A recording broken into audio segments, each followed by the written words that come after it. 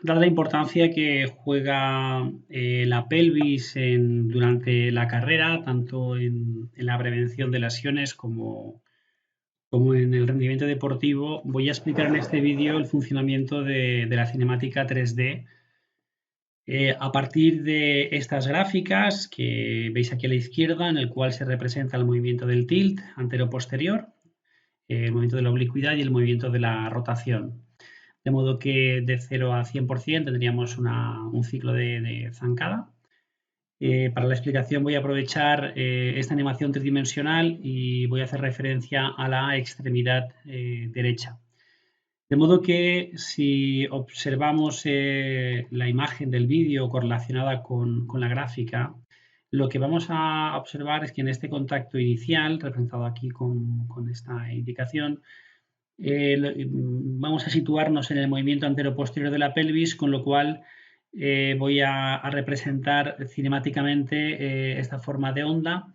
que presentaría un rango dinámico en torno a más o menos 4 grados, con una desviación estándar de más o menos 2 grados. De modo que lo que podemos ver es que en la primera fase del apoyo, en el contacto inicial, la pelvis tiende a mantener una posición de tilt posteriorizado. A medida que sucede especialmente la respuesta a la carga, como vemos aquí en el vídeo, lo que vemos es que esta pelvis mantiene esa posteriorización o ese tilt posterior, de modo que a partir de esta fase media del apoyo, la pelvis va a tender a posicionarse en un tilt anterior. De modo que ese tilt anterior va a alcanzar un pico máximo en el instante en el que produce el despegue, en este caso del pie derecho. Ese sería el pico máximo de la anteriorización de la pelvis. De modo que esa sería la posición de anteriorización de la pelvis en la cual se produciría el despegue de este pie derecho. Es el instante de esta extensión de la cadera, de rodilla y de plantiflexión del tobillo, de modo que la pelvis adquiriría su pico máximo, dijéramos, de tilt anterior. A partir de aquí se produciría una fase de vuelo, que sería esta fase de vuelo. En esta fase de vuelo lo que podemos observar también, aquí viene representado de color verde el desplazamiento del centro de masas, de modo que lo que podemos observar es que en esa fase media de vuelo que correspondería a esta fase, sería cuando el centro de masas alcanza su posición más alta. De modo que en esta fase de vuelo se produciría el contacto del pie contralateral, en este caso del pie izquierdo, y lo que vamos a ver de nuevo es que la pelvis va a tender de nuevo a ese tilt posteriorizado, como podemos ver aquí en la animación tridimensional. De modo que, de nuevo otra vez, al producirse este despegue del pie, al producirse el del pie izquierdo en este caso, la pierna derecha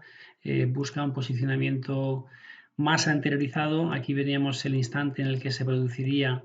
el despegue, coincidiríamos aquí, el despegue de nuevo de la pierna izquierda, buscando otra vez el pico máximo de tilt anterior, hasta de nuevo otra vez empezaría la fase del segundo vuelo, que sería esta fase de aquí, en la que de nuevo este tilt anterior progresivamente hasta realizar el contacto inicial otra vez con el pie derecho, otra vez conseguiría tender hacia ese tilt posterior, como vamos a ver aquí en el vídeo. De modo que cinemáticamente el comportamiento de la pelvis en el plano sagital pues va a tener una función básicamente de posicionamiento del miembro inferior en el contacto inicial hacia un tilt posterior, facilitando la máxima extensión de cadera en la fase de despegue de este pie y en la primera fase del vuelo. De nuevo otra vez la pelvis pues, juega un papel estabilizador en un plano antero-posterior. A continuación voy a explicar el plano oblicuo el plano frontal en cuanto a la oblicuidad de la pelvis, que sería la segunda gráfica que podemos observar aquí en la parte de la izquierda. Bueno, pues lo que vamos a centrarnos otra vez, pues como referencia vamos a tomar el contacto del pie derecho, que sería este instante que viene aquí indicado también aquí aquí en el margen superior derecho del vídeo. Bueno, pues lo que vemos aquí es el contacto inicial. Empezaríamos en esta parte de la gráfica. Ese contacto inicial, la pelvis permanece estabilizada prácticamente en una posición neutra. De modo que a medida que se va produciendo la respuesta a la carga, esta pelvis lo que hace es amortiguar, es absorber el impacto. De modo que estamos observando aquí en el vídeo esta inclinación de la pelvis derecha. Vemos aquí esta oblicuidad de la pelvis en la absorción, que si observamos en una visión dorsal, pues del mismo modo también vamos a ver que esta pelvis adquiere esta función de amortiguación. Y aquí veríamos el contacto inicial. De modo que esta sería una fase en la cual de existir una debilidad en glúteo medio, de existir una hiperpronación, de existir una tendencia a un valgo aumentado de esa rodilla, podemos encontrarnos una caída contralateral de la pelvis, concretamente en esta fase. Bien, pues siguiendo la descripción del plano frontal, lo que observaríamos es que estaríamos aquí en la fase de apoyo, prácticamente nos acercaríamos a esa fase media del apoyo, como veríamos aquí a destacar en este vídeo. Transcurriendo, se produciría el despegue de este pie, y lo que vemos es que en el despegue de este pie, que sería esta fase, sería este instante en el que se produce el despegue y correspondería a esta línea que vemos aquí vertical, lo que vemos es que la pelvis consigue alinearse de nuevo. Poquito a poco esa pelvis va de nuevo a conseguir una alineación. Aquí se produciría la fase del primer vuelo. Aquí encontraríamos ya a ese primer vuelo. Esto correspondería a esta fase de aquí. De modo que se produciría a continuación el choque, el contacto del pie contralateral, y al producirse el contacto del pie contralateral, que va a suceder justo aquí, lo que vamos a observar es que aquí apoya la contralateral, que es la izquierda. Lo que sucede con la hemipelvis derecha es que se va a producir bueno, pues una pequeña caída, que de ser una caída pues aumentando, como antes explicaba, pues encontraríamos una caída contralateral de la pelvis, en este caso de la parte derecha, porque aquí está apoyando la izquierda. De modo que esta es una pelvis que está muy bien estabilizada. Segunda fase de apoyo, de nuevo transcurriríamos en la zancada hasta producir esta segunda fase de vuelo, de modo que la pelvis otra vez en el plano oblicuo pues tiende a buscar la linealidad, buscando esa linealidad de la pelvis, de manera que en esa media fase o fase media del segundo vuelo, que vendríamos a correspondernos aquí aproximadamente, justo antes de contactar el pie en el suelo, pues lo que vemos es la necesidad de que esta pelvis ligeramente pues produzca un aumento, una subida, para prepararse así hacia el contacto y la absorción de la carga.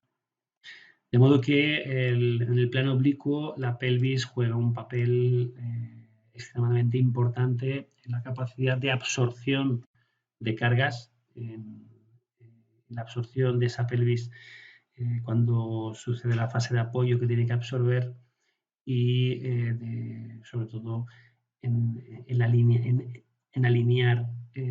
esa pelvis durante todo el ciclo de carrera, pero especialmente el papel principal que va a jugar la pelvis va a tener mucho que ver con la capacidad de absorción de impactos, de amortiguación en la fase de apoyo. Por último tendríamos la respuesta, por último tendríamos el plano transversal, y en el plano transversal tendríamos el movimiento de la pelvis. Bueno, pues la pelvis durante la carrera,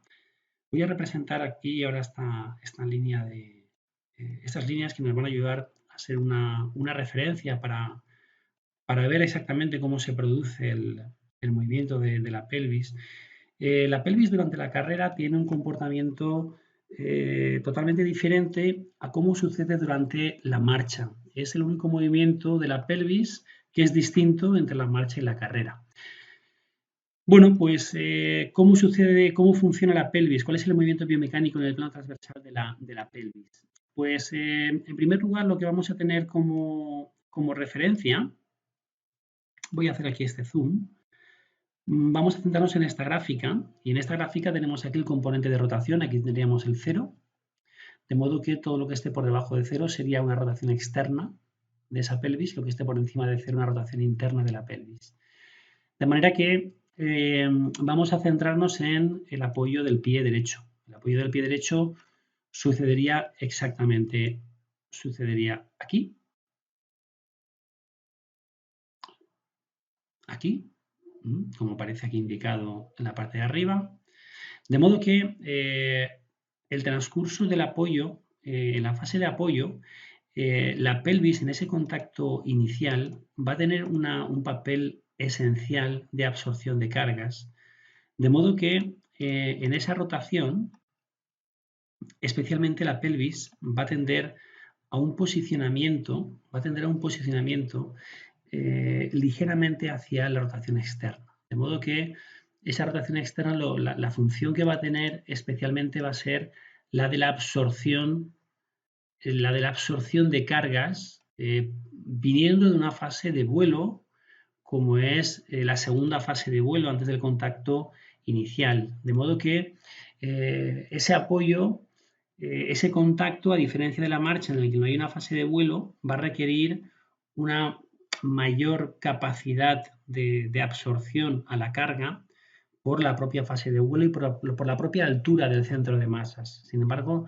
y para ello es necesario que la pelvis tenga un comportamiento hacia la rotación externa, hacia afuera, como vemos aquí en el vídeo. Podemos tomar como referencia la pelvis y lo que vemos es que esa pelvis tiene que absorber en la fase de apoyo, vemos que aquí una línea curva, de modo que esa pelvis tiene un funcionamiento básico de absorción en rotación externa,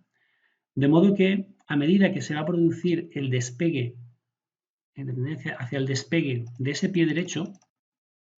esta pelvis va a ir rotando en sentido contrario hacia la rotación interna. De modo que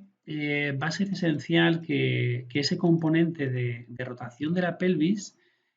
permita algo tan importante como es la amplitud en la zancada. De modo que partimos de una fase de apoyo, que sería una fase en la cual debe de rotar externamente para absorber esas cargas.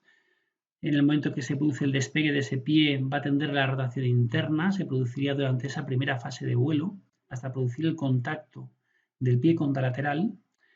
Cuando se produce el apoyo del pie contralateral, que en este caso sería el apoyo izquierdo, como vemos aquí en el vídeo, el apoyo del izquierdo, lo que veríamos es que, de nuevo, esa pelvis va a tender a rotar externamente, jugando un papel esencial en esa absorción de la carga. De modo que estos serían los tres movimientos de la pelvis en cuanto a su comportamiento tridimensional durante la carrera y, repito, juega un papel extremadamente importante en todo lo que tenga que ver con incidencia de lesiones en miembro inferior. Claro, si tenemos una pelvis que, por ejemplo, no es capaz de rotar, no es capaz de absorber la carga, como puede ser en pacientes pues, que tengan dolor lumbar, que tengan mucha tensión muscular, que impida el movimiento de los ilíacos de una forma normal. Lo que vamos a encontrar son pacientes que en lugar de en este trazado es un trazado prácticamente muy cercano de la posición neutra. Por lo tanto, limita la capacidad de absorción, de distribución de esa carga que se está produciendo. De modo que una parte proximal, dijéramos, con hipomovilidad, lo que va a facilitar en gran medida es que a nivel distal existan otras articulaciones, puede ser a nivel de la rodilla, puede ser a nivel del tobillo, que presenten más hipermovilidad para asumir el trabajo de carga que, por ejemplo, esa rotación no puede hacer. Por lo tanto,